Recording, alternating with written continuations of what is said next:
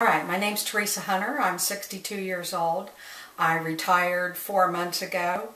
I've been doing nursing for 35 years. Why is nursing my profession?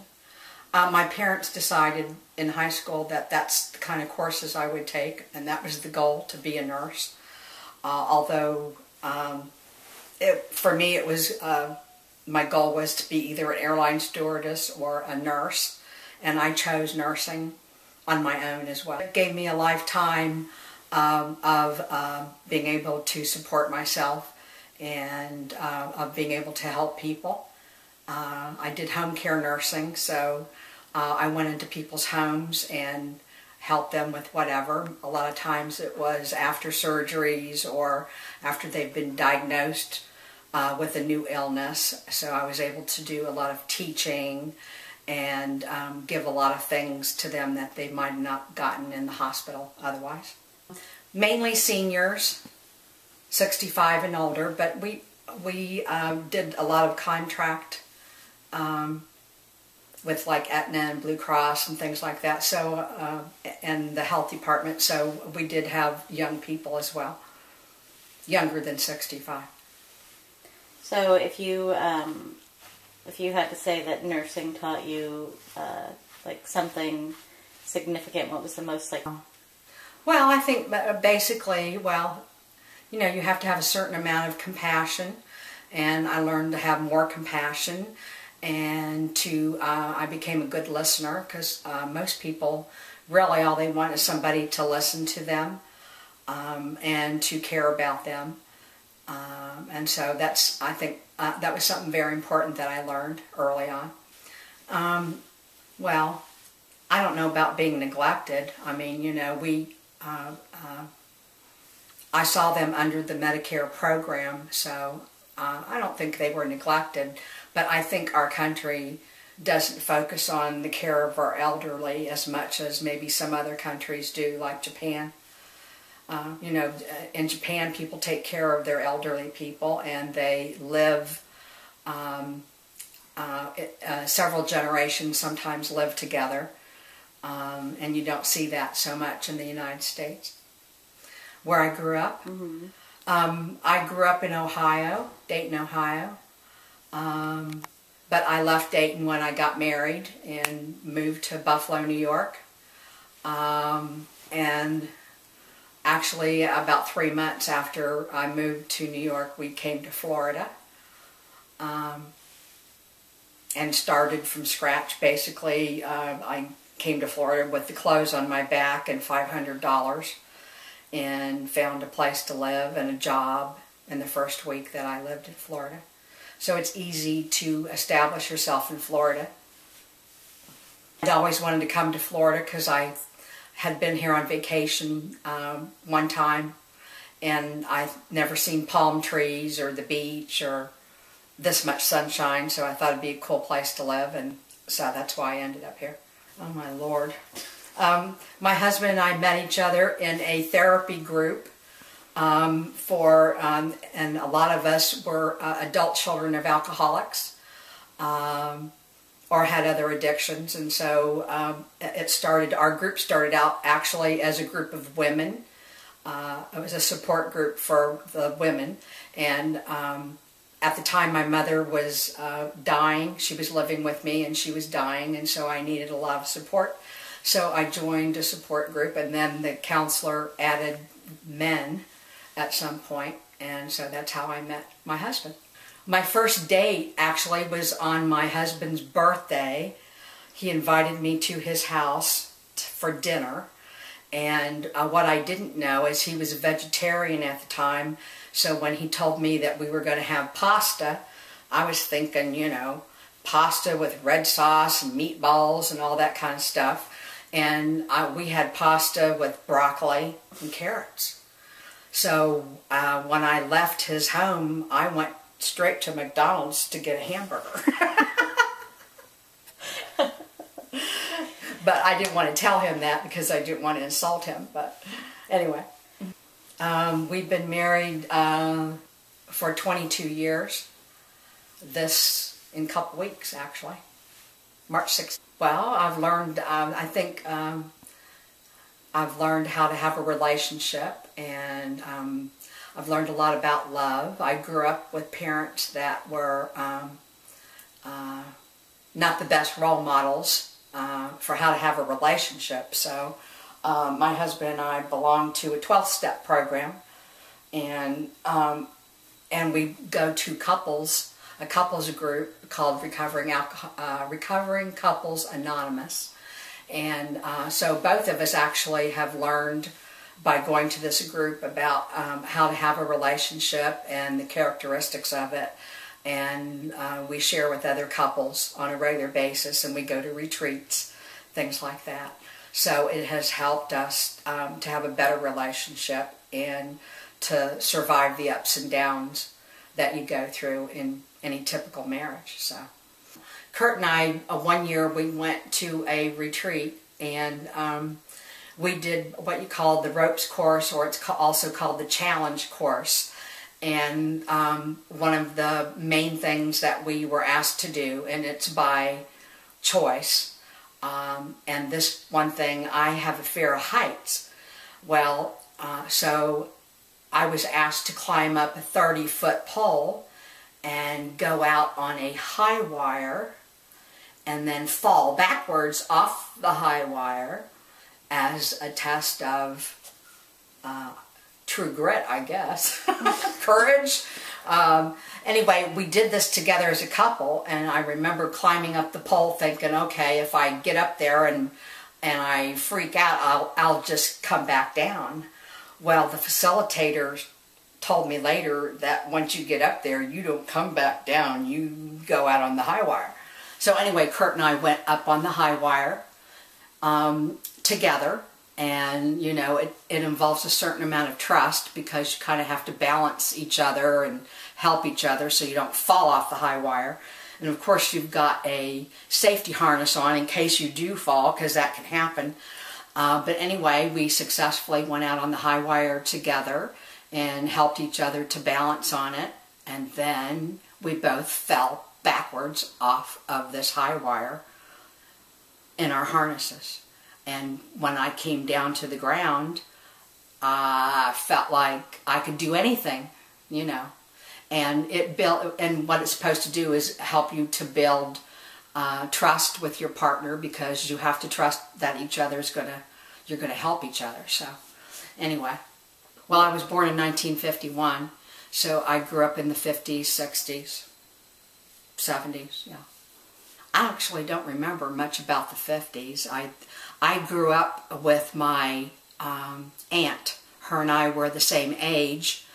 We were like a month apart. Well, my grandmother and my mother were pregnant at the same time, at least 2 and probably 3 times that I can recall.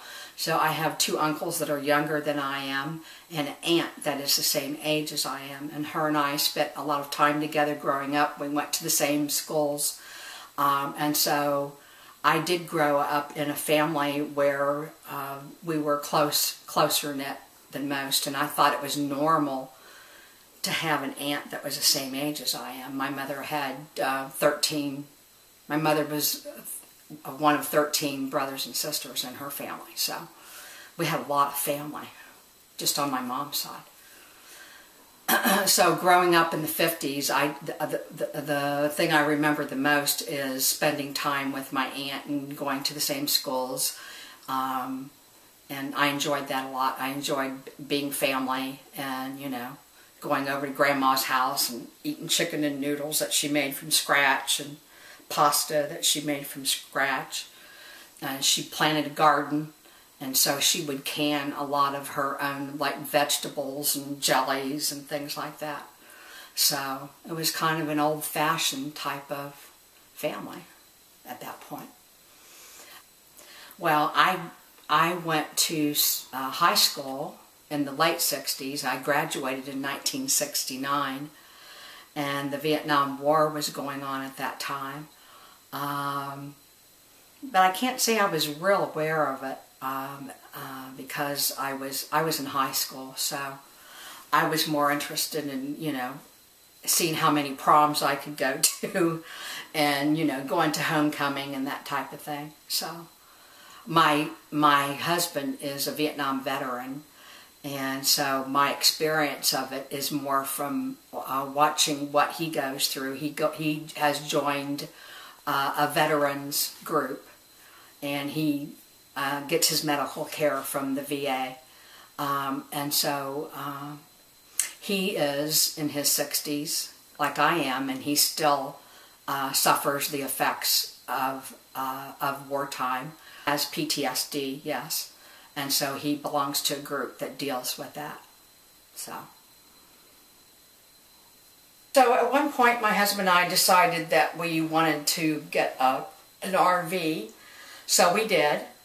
And we basically quit our jobs because I was in my 50s at the time, in my late 50s, and so we wanted to do this journey before we got older and had health issues that maybe would prevent us from doing what we wanted to do. So we decided to quit our jobs. We bought an RV and we set a date, and we started out full-time RVing. And we had only been out in an RV maybe one weekend before that, so we didn't have a lot of experience. We went to the RV shows every year in Tampa, Florida, just to, go to some of the courses they had there and to look at RVs and just to mingle with the RV community. So we did that. But anyway, so we started out on our trip, and we decided that we would head straight up from Florida to the mountains. And I was pretty overwhelmed with the rig because we had a 37-foot fifth wheel, and connected to a truck, a 350 truck. And so it was like driving a semi, even though I didn't drive it. I drove the truck, but I told my husband I couldn't drive the fifth wheel. It was something I would have had to take a course to do, and I just wasn't interested in driving it. I thought it was a little too much for me. So Kurt drove the fifth wheel. Anyway, we headed for the mountains, and I had a camping directory. I would get out and I would leaf through it, and depending on where we were at, we would find a place to spend the night or a couple nights or a week at a time.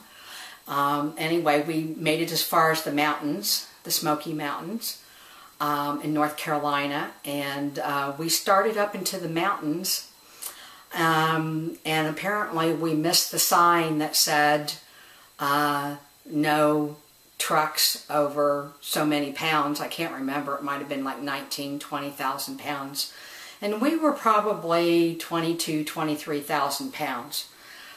We were weighed down pretty heavy, as it turns out. But anyway, we had no business being on the mountain road because the mountain road was smaller than the RV, as it turns out. And we managed to make it up this road, and the road went around like this, like a spiral staircase, and traffic literally stopped because our RV took up a lane and a half going around these turns. And when you went around the turn, you could look over the side of the mountain and see that the drop was straight down. So I don't know why I was so calm, but I decided at the point that we started going around these turns that I needed to keep my eye on the line on the road, that if you crossed over it, you would go over the side of the mountain. So I watched that little white line as we went around them turns, and traffic stopped, and I think some of them backed up so we could get around the turns, and we made it up that damn mountain. Something we should never have done, and we won't ever do again, and we never did again, I can tell you. So anyway, that was our first experience going up into the mountains with our RV. So I feel very lucky to be alive today. Another time we were still up in the mountains. We were getting ready to leave the mountains, and we had to go up a hill to get out of this campsite, and it was all gravel. And we were told you got to get a head start and you really got to gun the engine and go for it. So we did that. We got a head start, thought we were going fast enough, and we made it halfway up this gravel hill, and we stalled. And we couldn't make progress any farther up this hill to get out of this campsite. And the rig started going sideways, and it was enough of a hill that we could fall over on the side. So we were pretty scared. Kurt put his foot on the brake, and we could feel the trailer pulling us backwards. We were literally going backwards down this hill, little by little. Well, the guy that owned the campground, he ran and grabbed some kind of small, what do you call them? You know, the farmer's tractor. He went and got a tractor that he had, but it was a small one. Anyway, so he hooked up his tractor to the front of our truck and drug us the rest of the way up the hill. I don't know how the hell he did it, but we did it. So we managed to get in some pretty tight circumstances along the way. Well, we went to Georgia, and we went to North Carolina up in the mountains, and we went to Ohio, because I had family there, spent some time there. So if we were somewhere where we had family or we knew somebody, we would spend at least a week. I think we spent a couple weeks in Ohio. We spent a couple weeks in the mountains. So, because we like to hike, so we did a lot of hiking in the mountains as much as we could. Spent time with family in Ohio. And then we decided to head west. We traveled for a year and a half full-time around the country. We went to Yellowstone National Park, which I'd never been to. It was absolutely otherworldly. To me, it was like what the country must have looked like 200 years ago, because the animals roamed free. There were bears and there were elk. There was buffalo, lots of birds. I mean, it was just a very wild wildlife area. And so we stayed there a couple weeks, and you could go somewhere different in the park every day. You could spend a month there and not see the whole park. They had geysers, you know, they had the steaming geysers and all that kinds of stuff. So there was different types of geographics in this park. Our goal was to go to as many national parks as we could. Yellowstone definitely was the top of the list. The Grand Canyon. Got to see the Grand Canyon once in your life. It's to me, it's a very spiritual place. And it's a place where you can just sit for hours and look at all the formations. We went up to Wyoming and into Montana. There's a national park up in Montana that we went to. And the animals there literally run through the parking lot. They had like rams, you know, with the curly horns, and they took us up in a bus, and we're in the parking lot, and the rams were running through the parking lot in a pack. It was like, whoa, did I just see that? And, you know, they had, you know, bears. Again, it was wild animals. You had to be very careful. My husband scared me sometimes because he wanted to go hiking by himself if I didn't want to go. And when you go up to the national park in Montana, it's not a good idea. I would only hike with a guide. And they only carry, I've never seen bear spray before. You buy bear spray that's in a canister, like a can of hairspray. That's how big it is. And you take that with you hiking, and that's how you would deflect a bear if you came across a bear, because those are grizzlies up there. So very dangerous. But Kurt went hiking one time by himself. I dropped him off at a point and came back with the truck and picked him up, and, you know, he was fearless. Although he did tell me when he saw a bear scat that it gave him pause, you know. It's like, oh, should I be by myself? And they do have signs at the head of the trails that say, you know, dangerous, you know, you need to hike with somebody. So it was a very, it was a place I'd never, they have what they call the Going to the Sun Road there.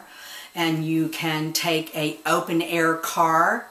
It's like a big limo, except it doesn't have a top. And you get in, everybody gets in this thing, and they take you on a little tour through the mountains there, because it's very rugged and you really can't walk it and see everything. So that was one way to tour the national park there. And so we enjoyed that. And as I get older, you know, you realize how important family is to you, and that the time that you spend is limited because, you know, I'm not going to be here forever. So the most important person in my life was my mother. And my mother and I miss that a lot because she's been gone for a long time. But we did things like we'd go to the Salvation Army store and, you know, raid the Salvation Army together and go to lunch and things like that. But I was happy just to be with her. Some of my happiest days also are the days that I spent with my mother, just because she had a good sense of humor, and she taught me a lot about who I was and what's important in life. And so that was probably the most important person in my life. Yes, I was very close to my mother. And we had our ups and downs, just like anybody else does, but for the most part, I've always been close to my mother until she passed, and she's been gone for, gosh, 27 years now. So, yeah, you can't replace that person that was important in your life. So, well, I was the oldest in my family, and I actually feel like, well, I can't say. You know, by the time I was in high school, you know, the youngest ones were still very young, and I don't remember a lot about growing up with the youngest ones. I grew up with my two brothers. They were the closest in age to me.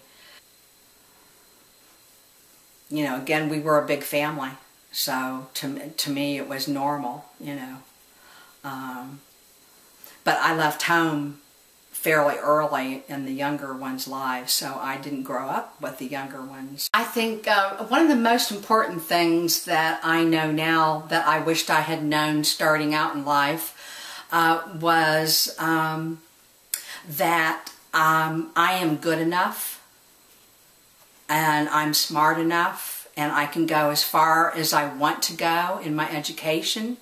Back then, I did go to school, but I started late, and, you know, I managed to have a career in nursing, but I was smart enough that I could have kept going, and I could have been, you know, a nurse practitioner, I could have been a doctor. I was smart enough to do that, but I didn't know that back then. I know that now. And so what I would tell you is go as far as you can in your education, and know that you're smart enough and you're good enough, and you deserve all the good things in life that you can accomplish. Basically, you're enough. That's all you need to know, is you're enough.